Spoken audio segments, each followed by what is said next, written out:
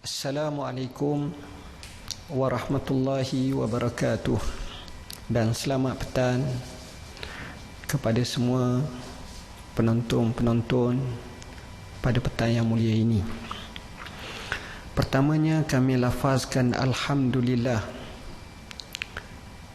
dengan rasa penuh kesyukuran kehadrat Allah Subhanahu wa Ta'ala atas pelbagai kurniaan nikmat yang tak terhitung banyaknya, antaranya nikmat iman dan nikmat Islam. Selawat dan salam ke atas junjungan Nabi sallallahu alaihi wasallam, keluarganya, para sahabat serta yang mengikut jejak langkah dari kalangan orang Islam yang dirahmati Allah sekaliannya. Saya doakan semoga tuan-tuan dan puan-puan semuanya dalam keadaan sihat sejahtera, dalam lembayung rahmat Allah Subhanahu wa Ta'ala. Sementelahan lagi kita berada begitu hampir dengan satu bulan yang cukup mulia, Ramadan Al-Mubarak. Bagi yang sedang bekerja, anda sebenarnya adalah sedang berjuang untuk negara. Bagi yang sedang duduk diam-diam di rumah, anda juga menyumbang untuk negara. Justru marilah sama-sama kita bersabar untuk sedikit masa lagi dalam menghadapi dan memutuskan rantaian COVID-19 ini. Sahabat Nabi bernama Anas ibn Malik radhiyallahu an pernah berkata, Rasulullah sallallahu alaihi wasallam berdoa sebaik sahaja datangnya bulan Rejab, Allahumma barik lana fi Rajabin wa Sya'ban wa barik lana fi Ramadan.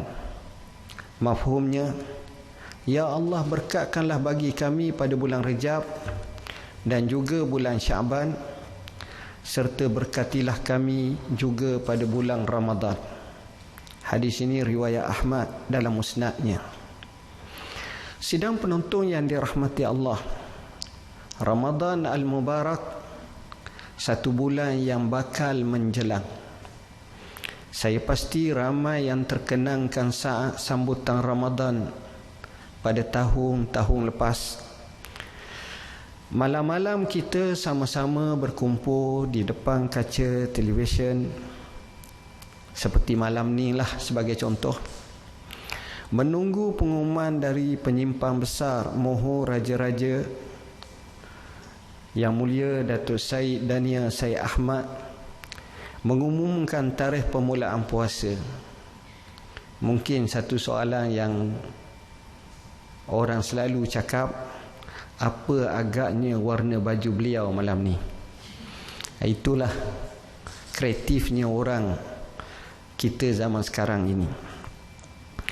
Umat Islam dan seluruh rakyat Malaysia yang saya kasihi dan saya hormati, daripada Suhaib, beliau pernah berkata, Rasulullah sallallahu alaihi wasallam pernah bersabda, ajaban li amril mu'min inna amrahu kullahu khair wa laysa zalika li ahadin illa lil mu'min in asabathu sarra syakar fakana khairan lah wa in asabathu darra sabar fakana khairan lah. Mafhumnya, pelik dan ajaib keadaan orang yang beriman, kerana semua urusannya adalah baik belaka, dan dia tidak berlaku kecuali orang yang ada iman. Kalau dia dikurniakan nikmat, kelebihan, nescaya dia syukur, sudah barang tentu akan jadi baik baginya. Sebaliknya, apabila ia terkena mudarat, maka kesabaranlah yang menghiasi dirinya, maka baik juga baginya. Positif dan sentiasa syukur, itulah tema bagi Madrasah Ramadan pada diri saya bagi tahun ini. Mesti bersifat positif dan kita syukur. Someone, somewhere, right now is fighting for his or her life. You still have yours, so be thankful and spend it in the obedience of Allah. Alhamdulillah. Kita bakal menyambut Ramadan dengan new normal. Sudah pastinya agak sukar bagi kita dalam membiasakan satu perkara yang tidak biasa. Namun saya yakin ada hikmahnya. Kepada frontliners, sesibuk mana pun anda, jangan lupa untuk bersahur. Pada sahur itu ada barakahnya. Tasahharu fa inna fis suhuri barakah. Anda perlu kuat untuk kami demi negara. Kepada ibu-ibu di rumah, jangan lupa ajak sekali suami dan anak-anak menyiapkan menu sahur. Barulah meriah dapur insya-Allah pada awal pagi. Pastikan ada peluang walaupun sedikit untuk menunaikan salat tahajud.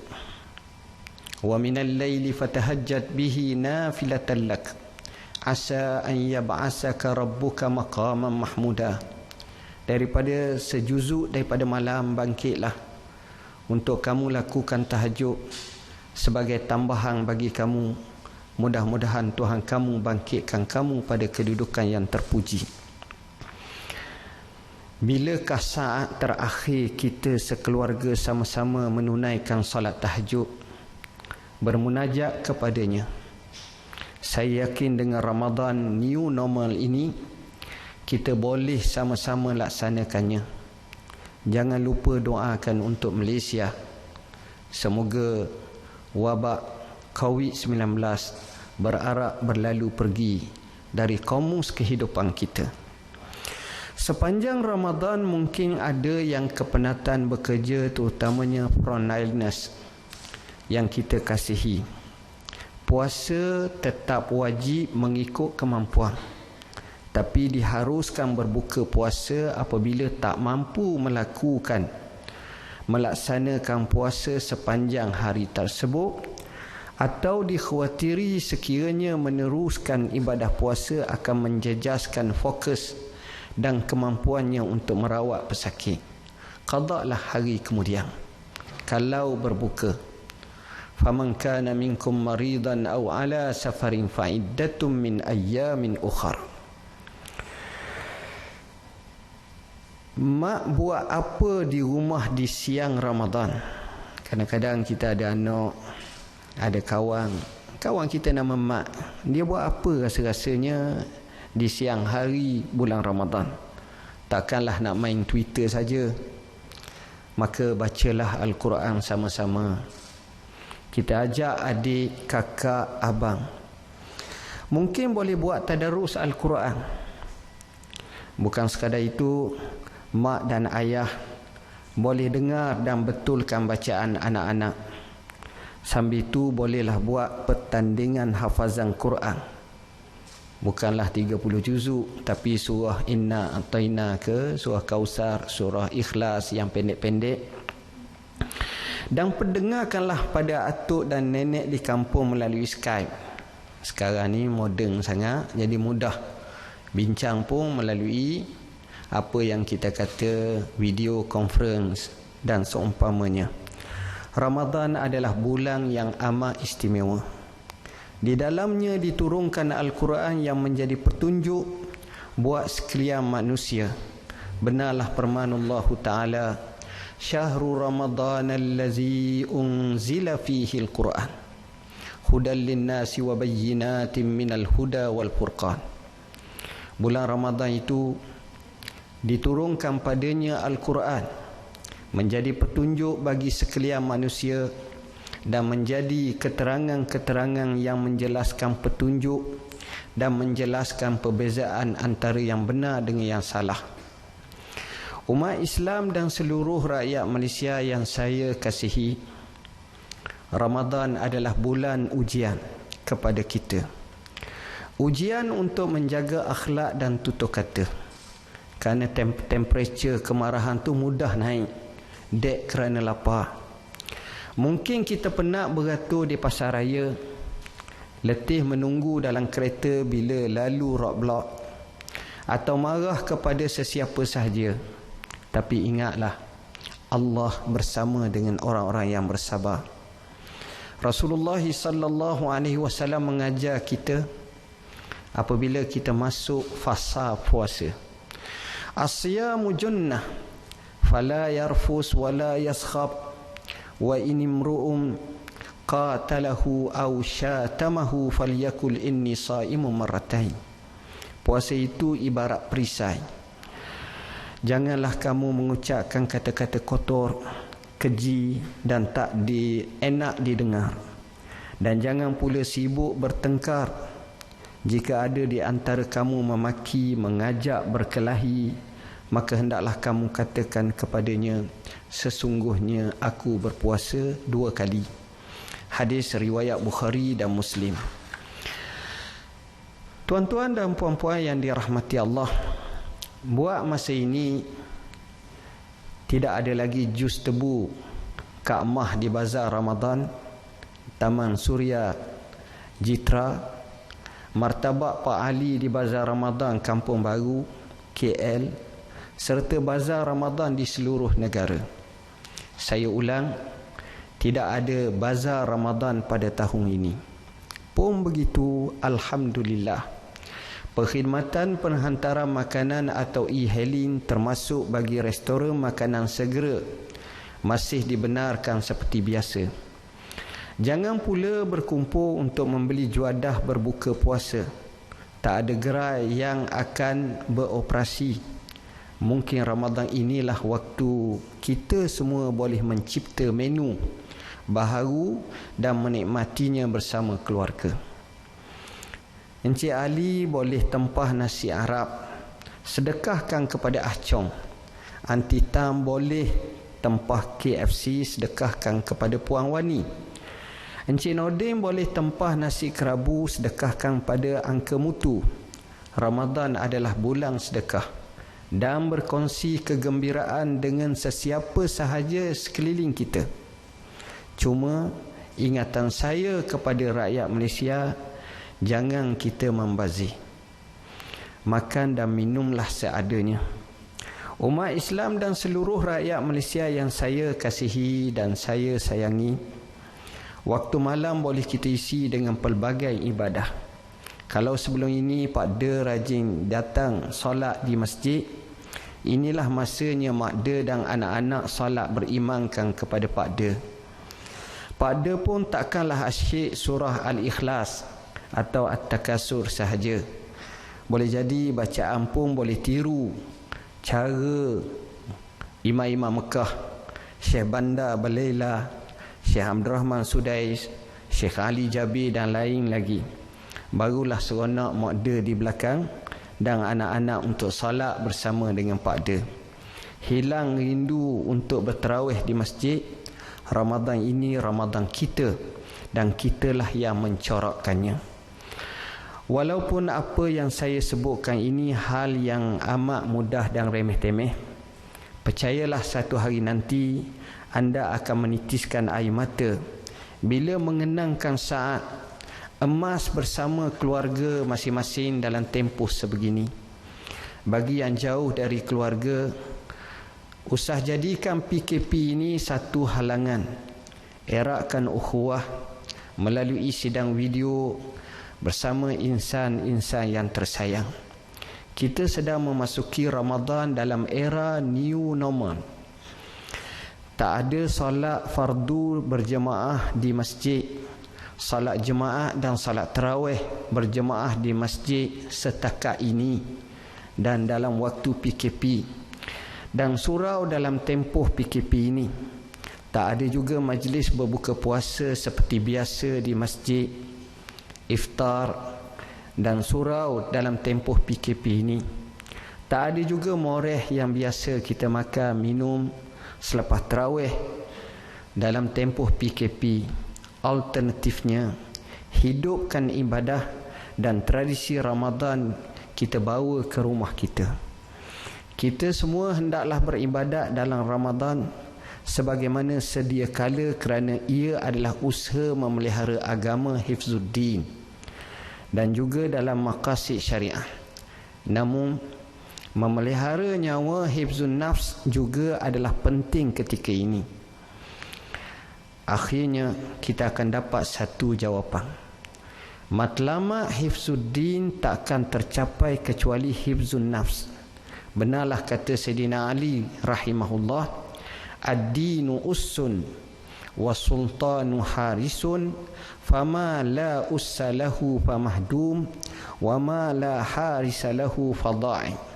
Ini juga disebut oleh Imam Al-Ghazali. Agama itu sebagai asas. Pemerintah adalah penjaganya. Sesuatu yang tidak ada asas akan runtuh. Sesuatu yang tiada penjaga akan hilang.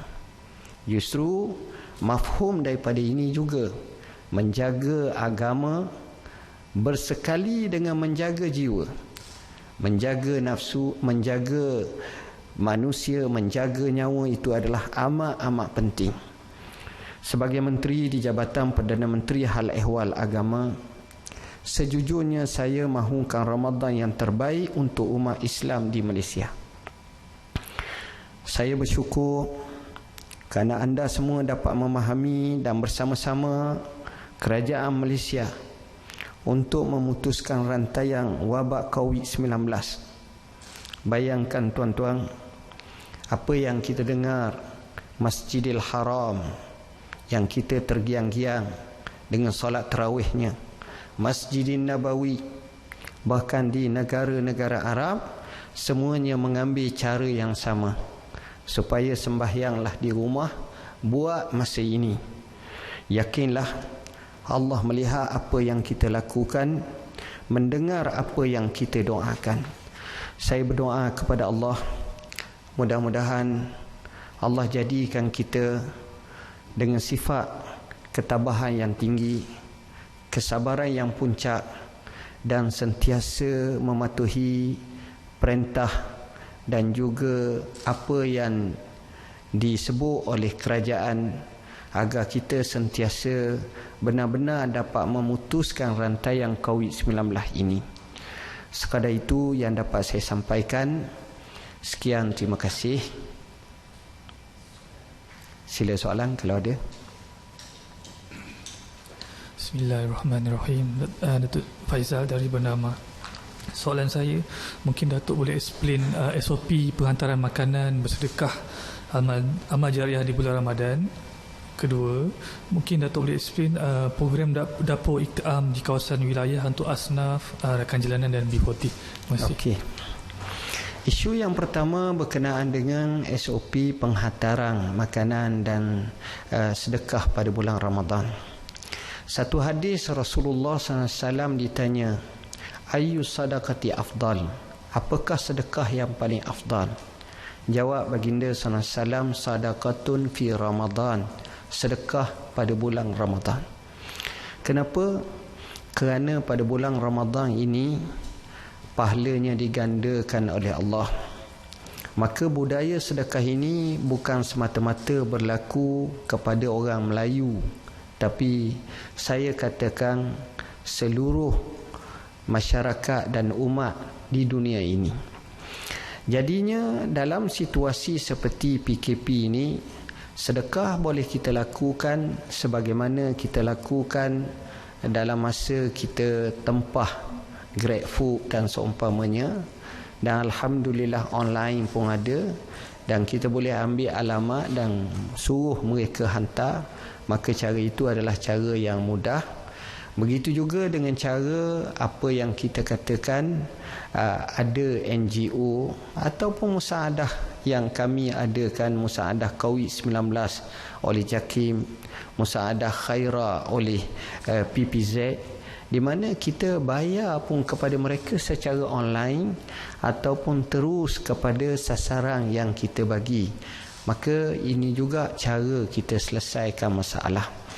Timbul soalan yang kedua berkenaan dengan apa yang dikatakan sebagai dapur it'am atau masak di masjid untuk jamuan kepada orang ramai.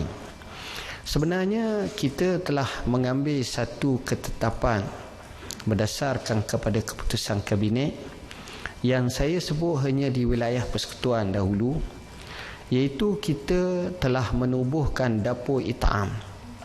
Dapur it'am ini dengan makna dapur yang kita masak, kita agihkan kepada penduduk setempat, mereka yang tinggal setempat. Jadi cara yang kita buat adalah masjid seperti biasa ditutup, dikunci pintunya.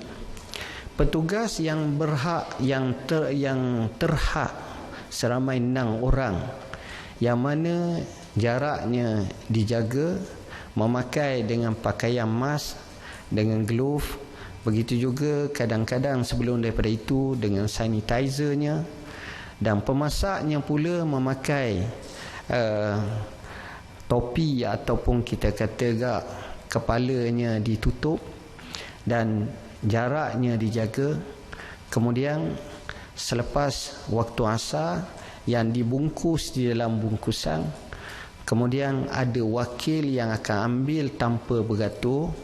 Mereka akan agihkan di tempat masing-masing di kawasan di kita kata taman masing-masing.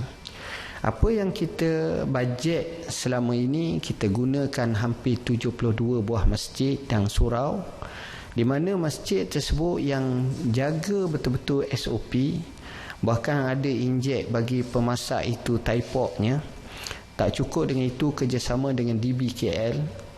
Dan kemudian apa yang kita buat ini secara umumnya selesai sahaja diagih-agihkan, dan cara pengagihan juga mengikut SOP. Dengan cara ini kita belanjakan lebih kurang dalam 2.16 juta selama 30 hari dengan bajet RM1,000 sehari di satu-satu masjid. Dan kita boleh untuk menyelesaikan lebih kurang setiap hari 25,200 keluarga. Dan kalau kita daratkan kepada 4 sahaja dengan anak-anak, seolah-olah kita telah menanggung dalam satu hari di wilayah persekutuan hampir 100,000. Bayangkan kalau 30 hari bermakna hampir 3 juta. 3 juta itu dengan jumlah yang kos yang amat minimum. Dan kita nak bina hubungan keakraban dan juga sifat yang kita kata new normal dalam bentuk kita mengagihkan makanan.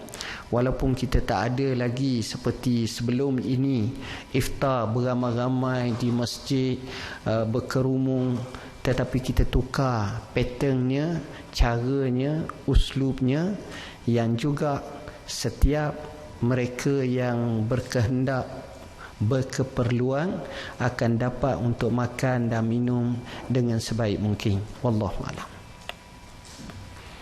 Datuk Seri Ashraf daripada RTM. Persoalan saya menjurus kepada solat tarawih.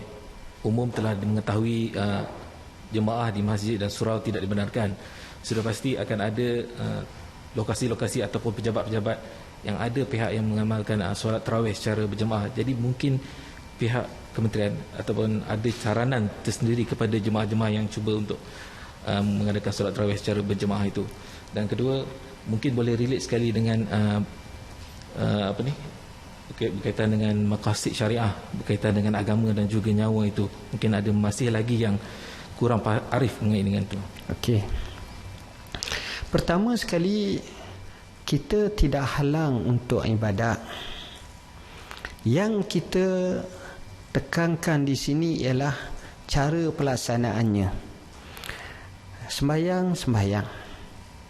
Hatta sembahyang jemaah pun dibenarkan, iaitu di rumah masing-masing, di tempat masing-masing. Takkanlah anak lapang, suami ada, isteri ada, ibu ada, bapa, seorang-seorang duduk jauh sembahyang seorang-seorang. Sembahyang jemaah lah. Mereka pun tahu keadaan keluarga masing-masing, dan kalau boleh adalah jarak-jarak sikit. Ini dibenarkan. Cuma yang kita kata kita jaganya sekarang ialah konsep sembahyang berjemaah beramai-ramai. yang jumlahnya cukup besar, yang mungkin membawa kepada tersebarnya semula wabak yang akan menatijahkan perkara ini tidak berkeselesaian dan mungkin akan mengambil tempoh yang lama. Jadi kita kena beza antara solat tarawih berjemaah di rumah, itu tak ada masalah di tempat kediaman masing-masing. Cuma untuk membentuk dalam skala yang besar di tempat-tempat terbuka awam yang kita kata seperti di masjid di surau, memang tidak diadakan seperti begitu. Jadi untuk itu saya dengan rendah hati mohon kepada rakyat Malaysia supaya patuhlah apa yang telah ditetapkan oleh pihak pemerintah. Dan yang kedua yang saya nak sangat, tuan-tuan doalah kepada Allah, mudah-mudahan wabak ini selesai dan kita rindukan masjid dan surau boleh beroperasi seperti sedia kala jika sekiranya kita berada dalam keadaan keselamatan daripada wabak ini. Isu yang kedua berkenaan dengan kaitan antara menjaga agama dan juga menjaga jiwa. Kami nyatakan bahawa menjaga agama ini memang penting dan patut. Kita kena semayang, kita kena puasa, kita kena haji, kita kena ibadat. Tetapi di sana ada satu bab yang dinamakan syarak. Syarak ini hendaklah dipenuhi dulu. Saya beri contoh. Kita kena semayang berdiri. Semayang fardu, semayang zuhur, asar, maghrib, isyak kena berdiri. Tapi kerana kita sakit, tak boleh bangun, dek kerana kita gauk ke, atau adalah penyakit menyebabkan kita mampu duduk, maka kita duduk. Tapi semayang tetap semayang. Duduk pun tak boleh. Mungkin kerana pening sangat, kita perlu berbaring. Kita semayang cara berbaring. Ini dijawab dalam hadis Imran bin Husain. Salli qa'imah, fa illam tastati' fa qa'ida, fa illam tastati' fa ala jambik. Hadis sahih riwayat Al-Bukhari. Kamu semayanglah dalam keadaan berdiri, tapi kalau tak mampu duduk, kalau tak mampu atas lambung rusuk kamu. Artinya syarat asas semayang berdiri, tapi oleh kerana berlaku seperti ini dibolehkan. Sama juga seperti haji. Kita tak pernah pergi ke Mekah buat haji dan kita cukup syarat, tapi tiba-tiba tidak ada istita'ah, kemampuan di situ, perjalanan tak aman, wabak begitu banyak berlaku. Maka Allah sendiri sebut, walillahi 'alan nasi hijjul baiti man istata'a ilaihi sabila. Bagi Allah menjadi kewajiban kepada manusia menunaikan haji bagi mereka yang ada sabil, yang ada kemampuan, yang cukup syarat-syaratnya. Bila kita tengok macam itu, maka sifat agama Allah ini adalah mudah. Dia tidak membebankan dan tidak memberatkan. La yukallifullahu nafsan illa wus'aha. Allah tidak mentaklifkan kepada seseorang melainkan dalam ruang lingkup kemampuan dia. Wa ma ja'ala 'alaikum fid dini min haraj. Dan Allah tidak menjadikan bagi kamu pada agama itu kesukaran. Ada alternatifnya. Yang penting kita laksanakan mengikut dalam kadar yang telah dinyatakan. Maknanya kalau kita faham macam itu, bukanlah kita tidak disuruh semayang, jangan puasa, tidak. Tapi kita alihkan semayang berjemaah itu daripada masjid ke rumah kita. Jadi dengan suasana seperti ini saya lihat bukan semata-mata di sini, tapi Syekhul Azhar sendiri dengan lajnah ulama-ulama besar Azhar dalam seminggu lepas telah mengeluarkan satu deklarasi atau resolusi yang menyatakan bahawa himpunan ramai-ramai khususnya di masjid di surau atau di musalla atau di tempat solat dalam situasi COVID ini tidak dibenarkan. Siapa yang memahami cara yang lain, maka sebenarnya ia tidak menepati ruh syariah sendiri yang sebenarnya menjaga nyawa dan juga menjaga kehidupan manusia agar berlaku keselamatan dan kebaikan. Itulah jawapan saya berkenaan dengan isu ini. Ada lagi soalan? Okay. Saya nak ucapkan terima kasih semua. Jazakumullahu khairal jazak. Kalaulah esok puasa, saya nak ucapkan selamat berpuasa dan sama-samalah kita tingkatkan ibadat kepada Allah dengan sesungguh-sungguhnya. Sekian, wassalamualaikum warahmatullahi wabarakatuh.